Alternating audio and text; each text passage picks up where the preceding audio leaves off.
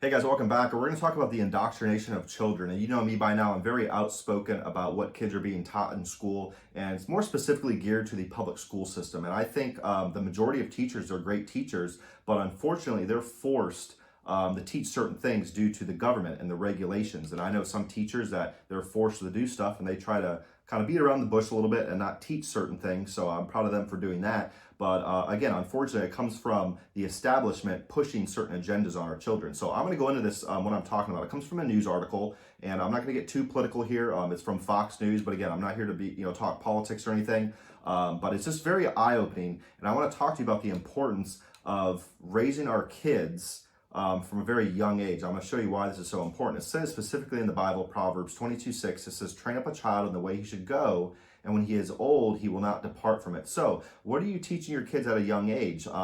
I know there's horrifying statistics. I think even at 6 and 7 years old, kids are exposed to porn. That's the way it is these days. And so we need to do more to protect our kids. And this goes with the school system. So I'm going to go in here. I'm going to show you what I'm talking about. And this comes from a study workbook. This first few slides here, and it talks about ages 0 to 12, and it comes from the Christian 12-step ministry. I'm part of this ministry, and I basically witness the people that are in jail, and the majority of these people in jail don't have a father in their lives. And sure, it's no excuse for things that they've done, but it shows you the importance of having a nuclear family element, having the mother, the father, and the siblings all involved in your children's life. So, but listen to this, it's very eye-opening.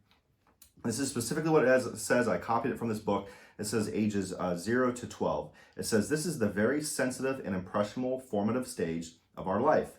During this time, we soak up everything that happens, good or bad, and we begin to establish our behavioral patterns in life." So, what are we being taught in the school system? We're being taught evolution. We're being taught CRT. If you don't know what that is, just go Google it. And so there's basically no hope. Imagine just going through your whole life. I did this. I'm guilty of this. I went all throughout high school not learning anything about God until I have the date. I think it was about 19 or 20 years old. I became saved. I'm like, wow, I didn't know this was even available. This other side. I'm indoctrinated, teaching this one-sided system in school, and that's what indoctrination is. And education is learning both sides. I think, hey, if you're gonna teach evolution, teach creation too. You either teach both or you teach none, and let a child, figure out for himself what's the truth. Let him figure it out.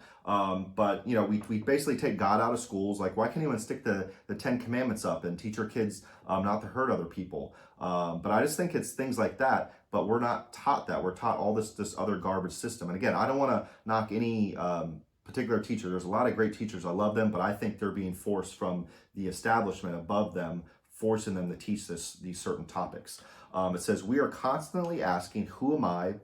What do I believe? And how should I act?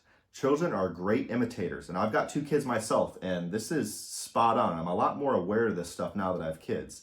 "Children are great imitators," which tells us that they will act out exactly what they see, what they learn, and what they experience in their family life. The example of family, including mother and father and siblings, is very important during this time. Peer pressure also begins to take hold as they learn to relate to other children outside of their family. This is a very important time indeed. If you will refer back to the chart on page 46, I'll show it here in just a second, you will notice the danger zone during the period from birth to age 12. And I just took a screenshot of this picture from my workbook. And you'll basically just see it talks about the cycle of life. And I might go into greater detail as we go on here, the importance of certain ages. But it just shows you there's this danger zone from age 0, birth, all the way to age 12, when these kids just consume so much information. And I see it firsthand with both my kids right now. And they're soaking up everything they see, which is why I have them in a private school, and they're taught about God and Jesus, and they're going to be taught this other side. But I want them to make a decision for themselves. I'm going to teach them both sides. We're going to watch some creation videos. We're going to watch the evolution side, and I'm going to explain what's wrong with evolution. And of course, I'm going to try to point them to creation, but I want them to be able to think for themselves. But you can see here, age 0 to 12, it's this danger zone that kids are learning stuff. "It is during this time that the child is most open to soaking up the wrongs and hurts that he may have received. It is this period of time during which, listen to this, 70% or more of the damage is done in the young person. The influence that this child receives from those close to him," so teachers and kids in the school system, and the fathers, of course, and parents, "those close to him will make a permanent mark on his inner person, his spirit, for the rest of his life." This is why the establishment is going over or going after these kids at such a young age. Now, check this out. This comes from Fox News. Not trying to get political here. I just saw this. If it was like CNN or some other site and I thought I saw some facts injected in here, I'd throw it on here too. But here it is. And I live here in Florida too, so this is kind of close to me. Florida rejects 41% of math textbooks for including CRT. I'm not going to go into the details. Read about it. It's garbage. Most aimed, here it is, K through 5. What age is that? Students impermissible. Florida rejects 41% of the 132 submitted textbooks. Check this out. And this is worse now. I graduated in 2004, and man, it's gotten way worse. Florida's Department of Education, DOE, rejected 41% of mathematics textbooks. Mathematics. It's this crazy that all this stuff is being injected into math books. Submitted for use in the state's public schools Friday, citing critical race theory and other issues with the text for math books. This is just complete matrix stuff. People need to be red-pilled here. Republican Governor Ron DeSantis has led a push to reform education standards and practices in the state.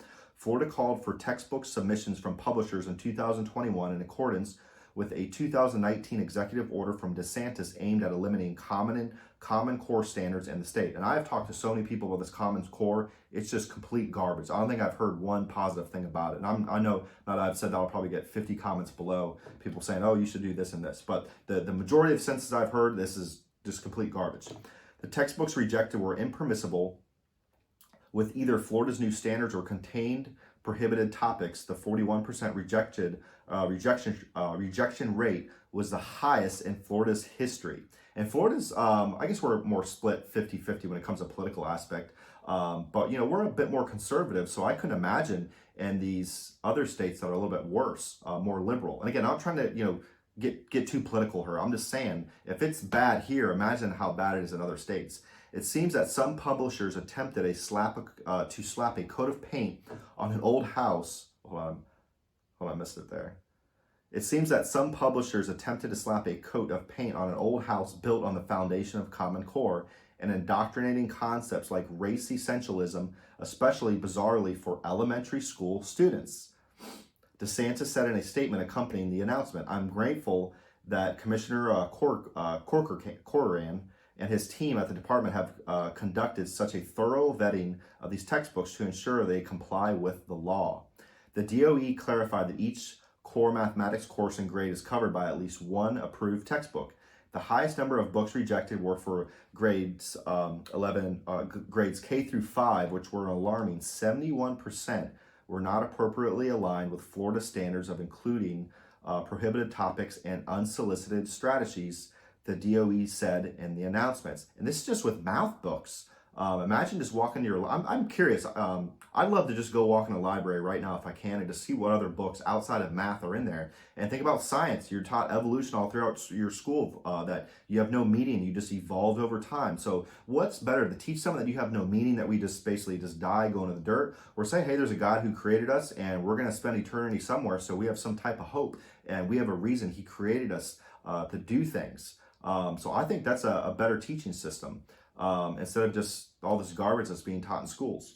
Reasons for rejecting textbooks included references to critical race theory, including inclusions of Common Core and the unsolicited addition of social emotional learning in mathematics. The DOE also noted that publishers can appeal their rejections. And this is the last slide here. And the move comes weeks after DeSantis signed the Parental Rights in Education Act, which prevents educators from teaching about gender identity or sexual orientation to kids between kindergarten and the 3rd grade. And I think this is a great bill. And if you notice, there's a lot of misconception out there. They're calling this the Don't Say Gay bill. And if you read this bill, it has nothing to do with someone being gay. It just says any type of sexual orientation. And if you're wanting to teach that to kids, it makes me think that why would you want to teach a little kid, kindergarten through 2nd grade or 3rd grade, whatever it is, sexual orientation? Why should that even be brought in schools? And it fascinates me that we even have to pass a bill to stop these little kids from being taught this. So the little kids are being taught CRT, they're trying to be taught sexual orientation, and they're being taught evolution. And we wonder why you see what's happening to kids these days. You just walk into these schools, and I'm just going to stop there, but that's it. You get the point where I'm going at. The stuff that's being taught in schools right now is garbage. And again, I think there's a lot of fantastic teachers. It's not their fault. It's the stuff that's being put down from the establishment that they're teaching these kids. So that's it. We put out our main segment every Monday, and then we put out some little segments during the week. And if you haven't already, like, subscribe, share. Those are the best things we can get this channel to keep evolving. I guess I shouldn't use that word evolve. I know I bash it all the time, but hey, there are certain times that you would use that word. But anyway, we're going to keep this channel going. I think we just hit 600 subs, so I appreciate you guys. We're hitting 1,000 this year, so that's what we're going for. So like, subscribe, share, and then we'll see you guys next week.